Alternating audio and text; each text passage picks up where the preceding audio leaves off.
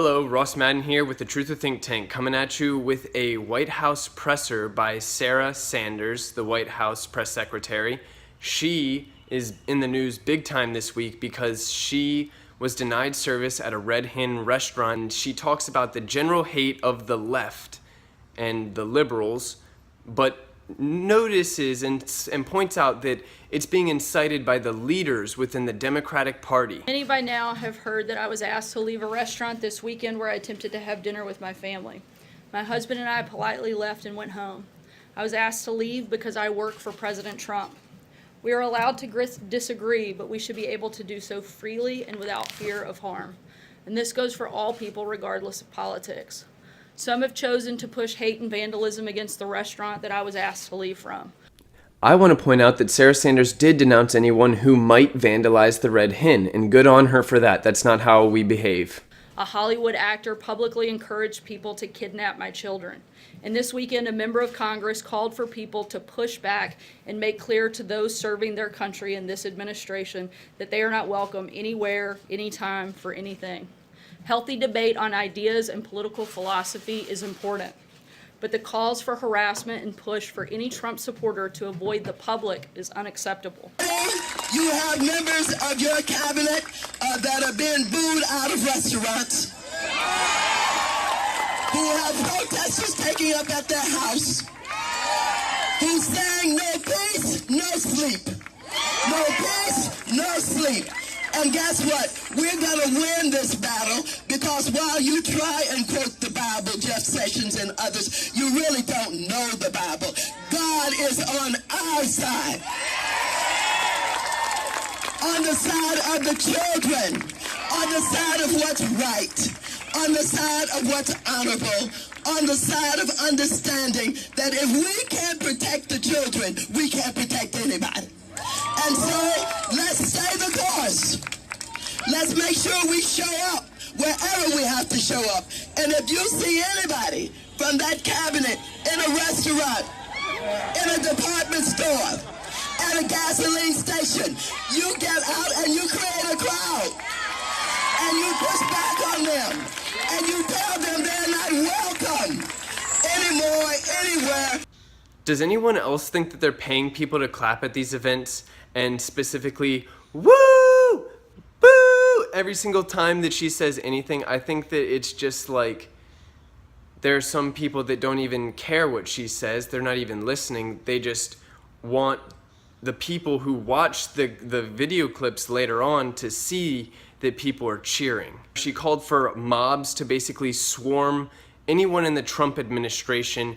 And I'll show you why I think the harassment is actually being perpetrated by actors, not any one grassroots Democrat that just feels bad for the people at the border.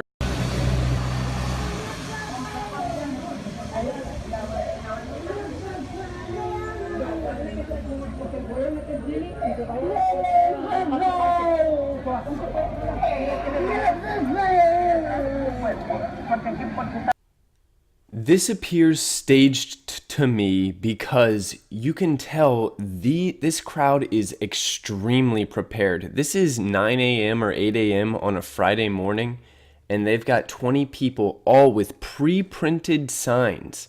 There's one sign that's not pre-printed, and you can really tell the difference between people who are pre-printed with probably Soros-funded signs versus possibly grassroots throwing together a sign, grabbing what they have and trying to make something look nice. But you look at this picture right here. The shame poster compared to the pre-printed poster is just night and day. You can tell one person's lazy and one person has props. That's the difference. It's not that the left is very passionate about these children. No, there's just one big money player at the very top feeding them these great looking signs and saying, go to this place on this morning. They even brought a megaphone with children crying so they could wake her up. And that's when you hear Maxine Waters say, no peace, no sleep. Who have protesters taking up at their house, who's saying no peace, no sleep. No peace, no sleep. And guess what? That's what she's referring to. Waking up Christian Nielsen at 8 a.m. on Friday morning.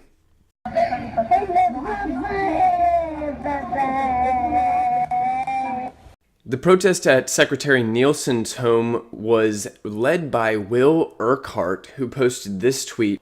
Will Urquhart is a professional protester, and you can tell that loud and clear when you scroll down his Twitter feed. He's got several protests, and that's all he tweets about is his social change in the world.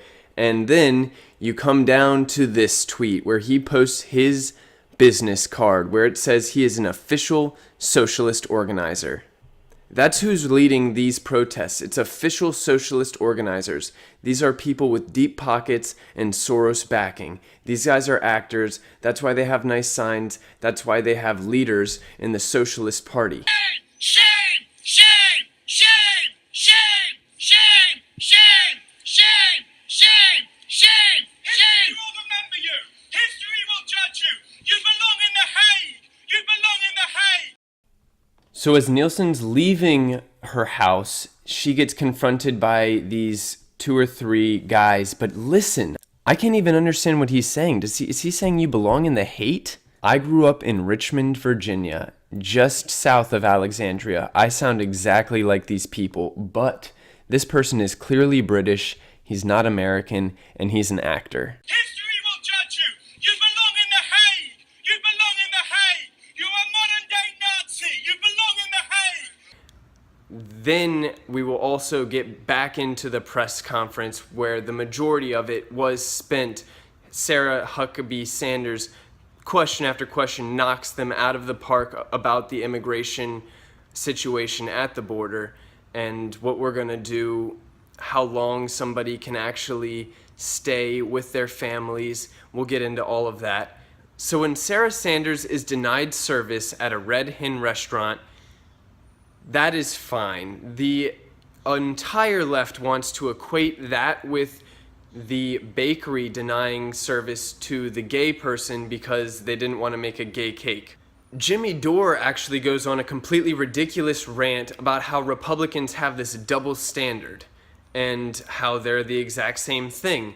Well, when you are denied service, that's called a voluntary choice. And Sarah, sure enough, makes that same voluntary choice and walks away. Unfortunately for Democrats, decisions matter, and when you deny service to the wrong person, half the country boycotts your restaurant.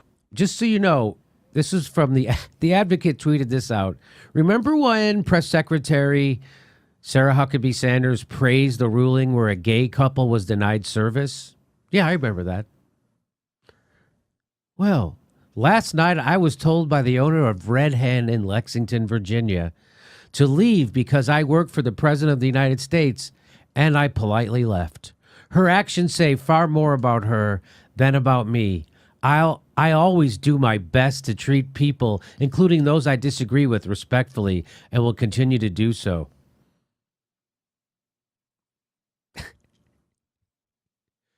She's lying to you in the tweet. She's disrespecting you in that tweet. She doesn't always do that. She's not always respectful at all. She was disrespectful on the dais at the thing. She didn't get up to greet anybody, or he wasn't respectful when people were getting there. By the way, she's a professional liar. And that's not just her.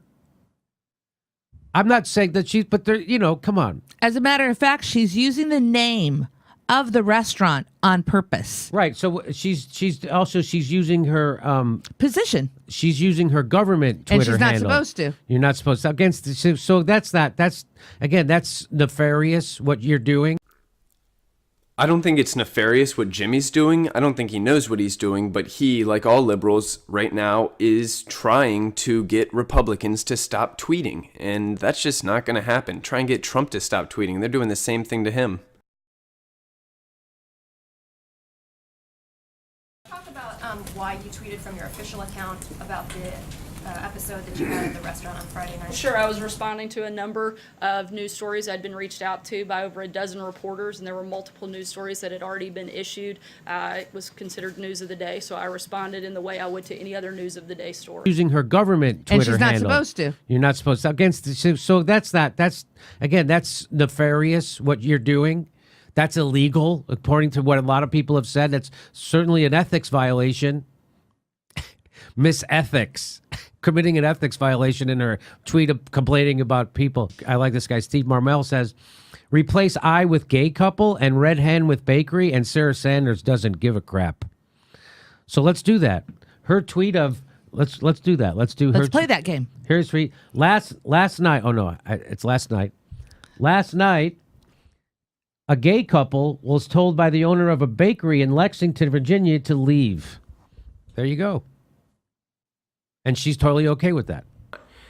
And this is called voluntary choice, Jimmy Dore. When you throw a hissy fit after you're denied service and you run to daddy government and you say, hey, make them make me my gay cake. Well, too bad, dude. This is freaking America. We're allowed to say no. And you know how that conversation goes. It doesn't go the same as Sarah's, where she just walks out and says, I think this is ridiculous, but whatever, we'll leave, we'll eat somewhere else. No, this is how that conversation goes. Oh, yeah. Oh, you're not going to bake me a cake? I'm shot. You know who I'm calling? I'm getting on the phone and I'm calling, guess who? Guess. Take a guess. My lawyer. And he's going to make sure you never bake another pastry in this town ever again. Yeah, you will not believe what just happened. That's how it goes when a Democrat gets denied service. There is the double standard. We've got tattletales and we've got free choice. Well, Jimmy Dore just wants to run to his daddy government and say, Daddy, give me my health care, give me my free college, give me my welfare, and I want free shampoo and free concert tickets and free comedy shows. I want free comedy shows for everybody. And that should be a human right, you know? And maybe Jimmy Dore should start giving away his comedy shows for free. And wait a second, he's on YouTube. Never mind, that doesn't work. Jimmy Dore, way to go, buddy. Everything is free, I guess, in Jimmy Dore's mind. So Jimmy Dore did really great work on Duma, Palestine, Israel. He helped expose the White Helmets as a CIA operation funded by both the UK and the US government. But I think he believes that Sarah Huckabee Sanders is about to use her government position to force the Red Hen to make her a plate of pasta. And I think he goes to bed and has nightmares about Jim Mattis rolling down Pennsylvania Avenue in a tank saying, you cook her damn chicken, you cook Sarah her chicken or else. And sorry, that's just not how Republicans roll. So Jimmy Dore is 100% wrong about the similarity between Sarah Sanders' denial of service and the denial of service at the bakery, because the difference is how they reacted after.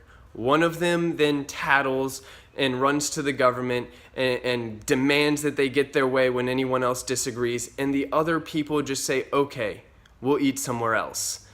The Red Hen makes the left look like complete hypocrites, and so because they're clearly being intolerant. Both sides are being intolerant. And sometimes it's okay to be intolerant. And the left is pointing that out in a big way. Be intolerant of Trump administration. Well, it's okay to be intolerant of things you don't want to tolerate. You shouldn't have to tolerate all behavior. The difference is much worse for the Democrats. The difference is the Democrats are tattletales. The Democrats are whiny baby tattletales. And you know that is just the last thing you want to be. They're getting made fun of. This is why no one wants to be a Democrat anymore. It's because every time something doesn't go your way, you just demand somebody with a lot of guns does it for you. It's pathetic. During the vast majority of the White House press briefing, Sarah Sanders is responding to questions about the illegal immigration issues, the family separation at the border, and how long we're going to be able to keep those families together. I have a whole highlight reel queued up, and Sarah gives very thoughtful remarks. So I'm just going to let her take the floor, and I'll recap at the end. Sarah Sanders, you have the floor. I'll ask you about the president's tweet over the weekend where he said that people who cross the border illegally should be sent back with no court cases, no judges. Does the president believe that undocumented immigrants have no due process rights whatsoever? Virtually all Americans agree that it makes no sense that an illegal alien sets 1 foot on American soil and then they would go through a 3 to 5 year judicial process to be removed from the country. Thousands of illegal aliens are removed every month without seeing an immigration judge as a result of procedures in current law, including voluntary removal and expedited removal. Just because you don't see a judge doesn't mean you aren't receiving due process. Also, the president would like to see us stop people from illegally entering the country at all. We'd like to have secure borders. The Democrats are the ones that want open borders. The president would like us to secure the borders and have a very legal and easy immigration process so people can come here the right way, not the wrong way. John, what the president wants to fix our immigration system completely, not just tinker with it. He actually wants us to have a system that works, and he wants to have a secure border. He doesn't believe in the philosophy that Democrats do, that we should have open borders. He wants to stop that. He wants to stop the crime that comes into this country, and that's what we're hoping to do, and we'd like to see Congress step up and work with us. Should asylum seekers be able to get their case heard before an immigration judge? Certainly, there is a process in order to go through. There are points of entry that asylum seekers should go to, and we encourage them to work through the system and not come across the border illegally. In fact, anyone that goes to a port of entry seeking asylum will not be prosecuted, and we would encourage people to use the correct system and not try to break the law. What is he doing specifically to try and get a new law passed? Last week, he made an open invitation to Democrat lawmakers that they were welcome to come to the White House to discuss what they'd like to see, because the president wants solutions. We've yet to have any of them show up actually willing to have those conversations, actually willing to fix the problem. Instead, they'd rather rant and rave about not allowing members of the Trump administration to step foot in public. That's because no Democrat will get on board and actually support a solution. A Republican issue. Republicans cannot pass these Republican bills. What is the president doing as the leader of the party? Jeff, these aren't Republican bills. These are bills that fix a broken system. They may have Republican sponsors, but these should be bipartisan. This shouldn't be complicated. Look, the House has already passed over 500 pieces of legislation, but they can't get through the Senate because Democrats refuse to actually find solutions. We have 50 bills that passed just last week to address the opioid crisis that passed through the House. The Senate still hasn't taken them up. Hopefully they will, and if they do, that'll show that we actually can come up with bipartisan solutions, and that's what we'd like to see them do on immigration as well. But he's also called on Congress to actually fix the system. They're the only ones that ultimately have the ability to change the law. The president's executive order has given a temporary solution to the problem, but it's not permanent, and we need Congress to step up. We need Democrats to stop playing political games, do their jobs, work with this president, and let's fix the problem at the border. Certainly, the president has taken an executive action to the furthest that he has the ability to do to minimize the separation of families. We're working hard to make sure families get to stay together, and we're calling on Congress to help us in that effort. This is a temporary solution. This isn't going to last. Congress still has to step up. They still have to do their job. This will only last a short amount of time because we're going to run out of space. We're going to run out of resources in order to keep people together, and we're asking Congress to provide those resources and do their job. And we're continuing to focus on the reunification and making sure that the families, again, stay together, and that Congress will give give us a permanent solution to fix that. You say that you're working to make families stay together. It was your administration that separated them in the first place. It wasn't our administration that created these laws, but it is our administration's job to enforce it, and we've done that. If someone breaks the law, it's our job to enforce it. If somebody doesn't like the law, then they need to lobby Congress and ask them to change it. We've put out the things that we want to see in an immigration package months ago. We're still waiting on Congress to give us the ability to do that. So unless Congress acts, nothing is actually going to change. The administration is not changing anything right now when it comes to justice. You mean, are we walking around making up laws? No, because we're not the Obama administration. Because there's a bill that does that on the table. If that doesn't happen, then we'll talk about other pieces of legislation at that point. The president still wants that bill to go forward, even though he said they don't want to. They shouldn't waste their time on it. Look, Democrats in the Senate have made clear they're not going to support this, and because we need at least some Democrats to get on board, they've made it very clear that they don't want to work with the president, that they don't want to fix our immigration system, that they'd rather have open borders and rampant crime than work with the president to create solutions. Until they change their mind, we're going to continue looking at the best ways that we can fix these problems, but we need Congress to help us. That's what the president would like to see, once again, is that we stop the problem at the very beginning. He'd like to see us secure the border and people work through the system, through the ports of entry, so that we're not dealing with things on the back end. We'd like to stop the problem before it starts, and that's what the president's focus has been all along, is on securing the border, and that's what we're going to continue to do. Thanks so much, guys. Have a great day. The major takeaway, what Sarah Sanders says over and over again, is where are the Democrat votes? Where are the Democrats? We need Democrats if we want to pass laws. Blaming them clearly produces no results. Because we need at least some Democrats to get on board. They've made it very clear that they don't want to work with the president. They are going to filibuster. I think they're proud. Well, we'll see about in November if it produces results, because I think they are losing a voter base. But tweeting about how the Democratic Party is, the party of criminals, that has not really changed the laws. So the way the filibuster works in the United States Senate, they're allowed to debate any subject for as long as they'd like. So by delaying a vote, by just continuing the debate, senators have basically made it so that you need a 60-person supermajority to really get anything passed through the Senate.